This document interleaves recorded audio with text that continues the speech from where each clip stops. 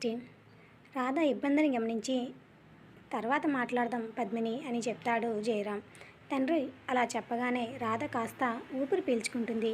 కానీ పెళ్ళి అనేసరికి కాస్త టెన్షన్గా అనిపించి బ్రేక్ఫాస్ట్ కూడా పెద్దగా తినక తండ్రి ఉన్నంత వరకు అటు ఇటు కెతికి వెళ్ళగానే తన గదిలోనికి వెళ్ళిపోతుంది.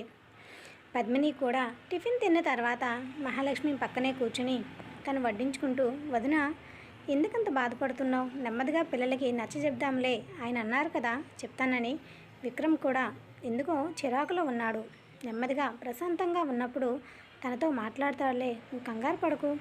రాధ గురించి అంటావా, తను ఇంకా చిన్నపిల్ల, చదువుతుంది కదా అని మహాలక్ష్మి అంటుంది. చిన్నపిల్ల ఏంటి వదిన, మరీ నువ్వు ఇలా మాట్లాడుతున్నావు? మనకి ఏ ఏజ్లో పెళ్ళైందో ఆ మాత్రం నీకు గుర్తులేదా?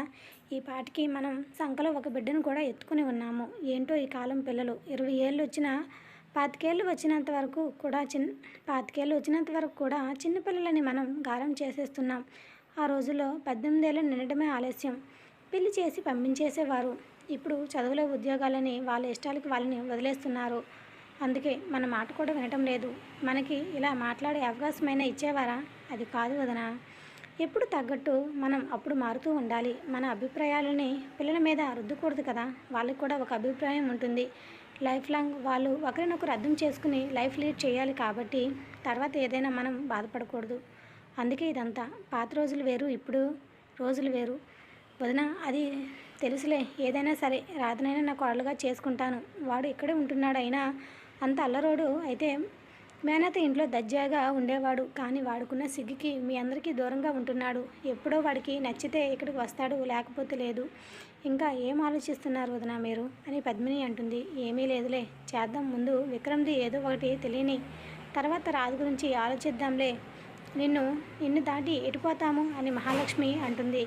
సరేలే వదిన, మనం బయటికి వెళ్దామా? చాలా రోజులైంది మనిద్దరం బయటికి వెళ్ళి అని మహాలక్ష్మితో పద్మిని అనడంతో వెళ్దాంలే అని ఇద్దరు కూడా లంచ్ ఏర్పాట్లు పూర్తి చేసి తర్వాత అక్కడ నుండి బయటికి వెళ్ళి షాపింగ్కి వెళ్తూ ఉంటారు రాధకు చెప్పి. రాధా లవ్లీ ఇద్దరు కూడా కాసేపు మాట్లాడుకుంటూ లవ్లీ బుగ్గ నొప్పిగా ఉందని చెప్పి రెస్ట్ తీసుకుంటానని తన గదిలోనికి వెళ్ళిపోతే రాధ తన బావ గురించి ఆలోచనలో పడుతుంది. చెడ్డవాడా అంటే కాదు, మంచివాడే, కాస్త అమాయకుడు, ఏమో ఆలోచించలేకపోతున్నా అని. సరే చూద్దాం అని ఇంకా వెంటనే ఇవాళ బావకి వాట్సాప్లో మెసేజ్ పెడుతూ ఉంటుంది. డ్యూటీలో బిజీగా ఉన్న మాధవ్ చూడడు.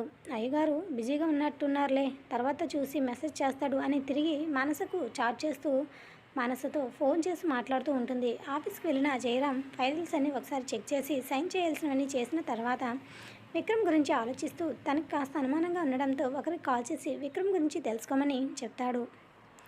అవతల వాళ్ళు సరే అని చెప్పడంతో అప్పుడు రిలాక్స్గా చైర్లో వెనక్కి వాలి వాడి మనసులో ఏముంది, అసలు ఎందుకు ఇలా కొత్తగా బిహేవ్ చేస్తున్నాడు అని అనుకుంటూనే ఈవినింగ్ అవ్వడంతో ఇంకా పద్మినికి ఏం రచ్చ చేస్తుందో అని కంగారు పడుతూనే మహాలక్ష్మికి కాల్ చేస్తూ ఉండడంతో అప్పుడే మొబైల్లో వచ్చిన మెసేజ్ చూసి అనుమానంగా ఎక్కడున్నారు అని అడుగుతూ ఉంటాడు. షాపింగ్ మాల్లో అండి, వదిన నేను ఇద్దరం కలిసి వచ్చాము, అయిపోయింది, ఇంటికి వెళ్తున్నాము అని అంటుంది మహాలక్ష్మి. ఎప్పుడు బయలుదేరారు అని జయరాం గారు అడిగితే మీరు ఆఫీస్కి వెళ్ళిన కాసేపటికి బయలుదేరామండి, షాపింగ్ ఇప్పుడు అయ్యింది, వెళ్తున్నాం, సరే త్వరగా ఇంటికి వచ్చేయండి అని చెప్పి మహాలక్ష్మి ఫోన్ పెట్టేస్తుంది. ఎంత షాపింగ్ చేస్తారో ఏంటో, తిండి కూడా గుర్తుండదు అని ఒక నిట్టూర్పు వదిలి రేపటి షెడ్యూల్ ఒకసారి చెక్ చేసుకుని ఇంటికి పయనమవుతారు. విక్రమ్ మాత్రం వాళ్ళ అత్తతో గొడవపడి వెళ్ళిన తర్వాత అంతా చిరాగ్గా అనిపించడంతో ఇక గట్టిగా స్లీప్లోకి జారుకొని కాసేపటికి సీతకి కాల్ చేస్తూ ఉంటాడు. మురళికి అమౌంట్ ఎలా ఇవ్వాలని టెన్షన్లో ఉన్న సీత విక్రమ్ ఫోన్ లిఫ్ట్ చేయదు. దాంతో విక్రమ్కి మరి కాస్త కోపం పెరుగుతూ ఉంటుంది సీత పైన. దీనికి బాగా పొగరు ఎక్కువైపోయింది, నా ఫోనే లిఫ్ట్ చేయటం లేదు అని అనుకొని ఫోన్ బెడ్ పైన విసిరేస్తూ బాల్కనీలోకి వెళ్ళి సిగరెట్ వెలిగిస్తూ ఉంటాడు విక్రమ్. ఇక నైట్ అవ్వడంతో మాధవ్ డ్యూటీ పూర్తి చేసుకుని ఫ్లాట్కి వెళ్ళి ఫ్రెష్ అయ్యి వచ్చి కాస్త తిని అప్పుడు మొబైల్ ఓపెన్ చేసి చూసేసరికి రాధ నుండి మెసేజెస్ ఉంటాయి. అబ్బో, చాలా రోజులకి అమ్మగారు గుర్తొచ్చామే అనుకుంటూనే ఓపెన్ చేస్తాడు. మెసేజెస్ చూసి ఒకసారిగా షాక్ తగులుతుంది. వెంటనే రాధ నెంబర్కి కాల్ చేసి, ఏంటే రాక్షసి, నన్ను కాదని ఎవరిని నువ్వు పెళ్లి చేసుకునేది, దెయ్యం అని అంటాడు మాధవ్. ఏమైంది మొద్దు, ఎందుకలా అరుస్తున్నావు? ఎక్స్పైర్ అయిపోయిన టాబ్లెట్స్ కానీ మింగావా ఏంటి? పిచ్చి పిచ్చిగా మాట్లాడుతున్నావు అని అమాయకంగా ఏమీ తెలియనట్టు మాట్లాడుతుంది రాధ. ఒసేయ్, నీ మెసేజ్లేంటి అని అంటాడు నిజం బావా, చెప్పాను. దాంట్లో నీకు అర్థం కానిదేముంది అని అంటుంది రాధ. అర్థం కానిది కాదే, నాకు ఓకే చెప్పి ఎవరినో పెళ్లి చేసుకుంటే ఒప్పుకుంటానని అనుకుంటున్నావా తిక్కదానా అని అంటాడు మాధవ్. నీకు ఓకే చెప్పానా? ఎప్పుడు బావా? అయినా నేను నీకు ఐ లవ్ యూ ఎప్పుడు చెప్పాను? నువ్వే కదా చెప్పావు నాకు అని అంటుంది. నాకు తెలిసే నీ నాటకాలు, నువ్వు ఇలాంటి కంత్రిదానమైనా తెలిసే నిన్ను పెళ్లి చేసుకుంటా అని మా అమ్మ దగ్గర గోల చేస్తే మా అమ్మ ఏమీ అనటం లేదు. ఈసారి సండే మాత్రం నేరుగా మామయ్యతోనే మాట్లాడతా, అటు ఇటు తేల్చేస్తా, ఎవరు గొట్టంగాడో నేను చూస్తా వాడిని అని మాధవ్ అరుస్తూ ఉంటాడు. హలో హలో మధు, నీకు నచ్చినట్టు వాడు వీడు అంటే ఒప్పుకొని చెప్తున్నా. చాలా హ్యాండ్సమ్గా ఉన్నాడు తెలుసా? ఫోటో పంపనా బంగారం అని క్యూట్గా అడుగుతుంది. పంపవే పంపు, వాడికి మత్తు మందు లేకుండా ఆపరేషన్ చేసి గిఫ్ట్ ఇస్తా నీకు అని చెప్తాడు మాధవ్. ఏంటి బాబు అంత ఫ్రస్ట్రేషన్గా ఉన్నావు? బొబ్బో, కాసేపు పీస్ఫుల్ మైండ్ ఉంటుంది, తర్వాత మాట్లాడదాం అని రాధ అంటుంది. అలా కాదే పొట్టి, అయినా మామయ్య అడిగితే నువ్వెలా ఒప్పుకున్నావే అని ఈసారి కాస్త తగ్గి మాట్లాడుతూ ఉంటాడు మాధవ్. లేకపోతే నీలా ముదిరిపోయిన బెండకాయలా నన్ను కూడా ఇంట్లో ఉండిపోమంటావా ఏంటి అని రాధ అనేసరికి, ఒసే రాక్షసి, చిన్న ముద్దు పెట్టినందుకే ఇంటి నుండి గింటేస్తావు నన్ను, అది గుర్తులేదా? ఇంట్లో ఉంటే మన ఇద్దరికి ఎప్పుడో పెళ్ళేంటి, పిల్లలు కూడా వచ్చేసేవారు, ఇప్పుడేమో నా తప్పు అన్నట్టు మాట్లాడుతున్నావు. ఇది అన్యాయం తెలుసా? అవన్నీ నాకు తెలియదు అబ్బాయి, నాకు తెలీదు. అబ్బాయి మాత్రం చాలా క్యూట్గా ఉన్నాడు, నాకు చాలా నచ్చాడు, నేను చేసుకుంటా అని అంటుంది బెట్టుగా. హలో, మీ బావ మరీ అంత త్యాగమూర్తి కాదు. నువ్వు చేసుకుంటే సెండ్ ఆఫ్ ఇచ్చి బాయ్ బాయ్ చెప్పడానికి. వాడెవడో చెప్పు, నిజంగా వాడికి మక్కలు ఎరగదీసి నిన్ను నా దాన్ని చేసుకుంటా. ఈ రాధ ఎప్పుడు మాధవ్ సొంతమే అని చిన్నప్పుడే ఫిక్స్ అయ్యా. ఇప్పుడు ఎవరో వస్తే ఊరుకుంటానా రాక్షసి? సండే వస్తున్నా ఇంటికి, చూద్దాం. హాస్పిటల్లో వర్క్ ఉంది, లేకపోతే మార్నింగే వద్దును. సరే బావా, తిన్నావా అని ముద్దుగా అడుగుతుంది రాధ. బావా కోవా అని ఐస్ ఏమీ పెట్టమాకు, మంట పెట్టావు, ఆల్రెడీ మండిపోతూ ఉంది ఇక్కడ. ఇలాంటి సాడిజంగా తయారయ్యావేంటి మీరు అని అంటాడు. అందరినీ అనకు బావా, ఈ ఆఫర్ ఓన్లీ ఫర్ యూ. బావా ఎంతైనా నా ముద్దులు బావు కదా అని అంటుంది రాధ. ఇంత కన్నింగ్ అని మీ అమ్మ వాళ్ళు కనీసం ఐడియా కూడా ఉండదే. నిన్ను చిన్నపిల్ల అంటుంది మా అత్తంత అమాయకము ఎవరూ లేరు. ఇంకా మా బావ వద్దులే, మాట్లాడితే మా రావంజీ ఫీల్ అవుతాడు. రాముడు అనుకోలేను, అంతకంటే యాటిట్యూడ్ ఎవరికి ఉండదే బాబు. ముందే మీ అన్నయ్యను ప్రసన్నం చేసుకోవాలని విక్రమ్ తిక్కకి ఏమైనా అటు ఇటు అయిందో మన మాట అవసరం లేదు. చూద్దాం. ఏంటి సడన్గా ఫోన్ కూడా ఈ మధ్యన చేయటం లేదు అంటే మాధవ్ గారు చాలా బిజీగా ఉన్నారు కదా, అందుకే మా లాంటి వాళ్ళతో మాట్లాడతారా మీరు అని అంటుంది రాధ. చాలే ఓవరాక్షన్, చాలా చేస్తున్నావు అని మాధవ్ అంటాడు. సరే బావా, సాటర్డే మూవీకి వెళ్దామా అని అడుగుతుంది రాధ. మూవీనా? ట్రై చేస్తానే. నువ్వు ఇలా ట్రైల్ చేసుకో, నేను వేరే వాడిని ట్రై చేసుకుంటా, అందుకే నువ్వు నాకు వద్దురా అని అంటుంది. అప్పుడప్పుడు భలే మర్యాద ఇస్తుంటావే మాధవ్ అంటాడు. Good night. చూసే పొట్టి, మాట్లాడవే కాసేపు. ఏంటి సార్ తినేసారా అంటే, ఇప్పుడే డ్యూటీ నుండి వచ్చి ఫ్రెష్ అయి తిన్నా, ఫోన్ చూసేసరికి నీ స్వీట్ వాయిస్ మెసేజ్ ఉండి తెక్కరేగి చేశా అని మాధవ్ అంటాడు. మరి నాకు కూడా సేమ్ ఫీలింగ్ ఉంది. కనీసం ఎప్పుడొచ్చావు చూడడానికి? ఇదే నా లవ్ అంటే.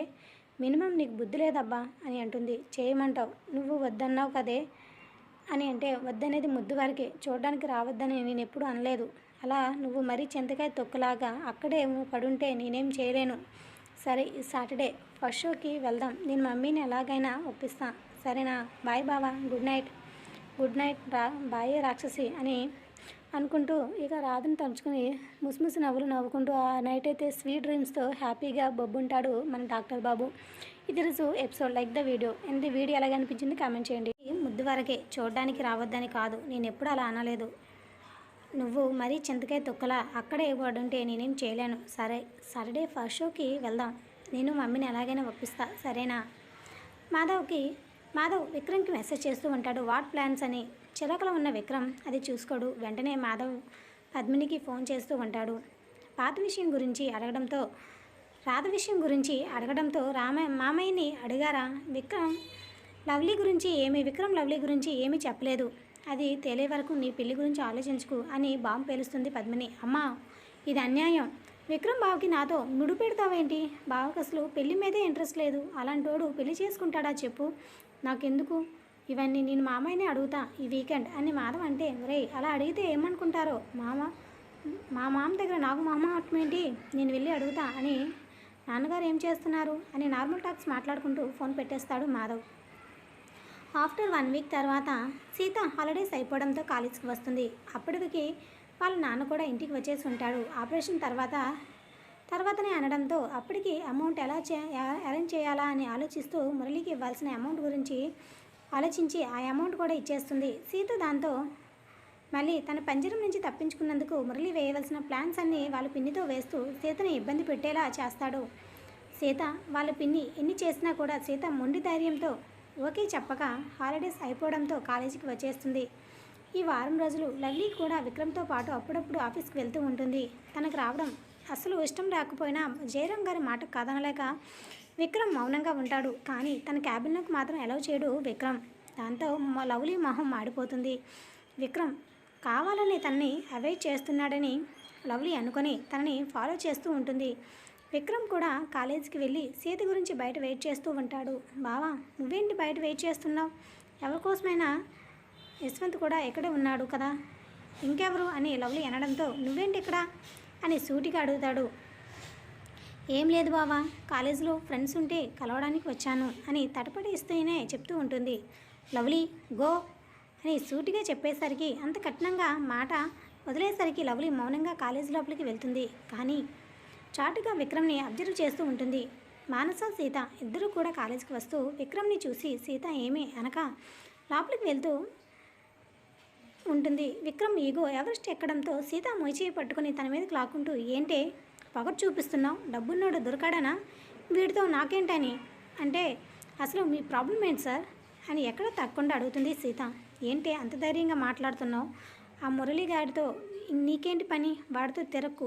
ఈసారి ఎక్కడైనా నువ్వు కనిపించినా అక్కడే నేను ఏం చేస్తానో నువ్వు ఊహించలేవు. చెప్తున్నా అంటే, నేను ఎవరితో వెళ్ళినా మీకేంటి సార్ ప్రాబ్లం?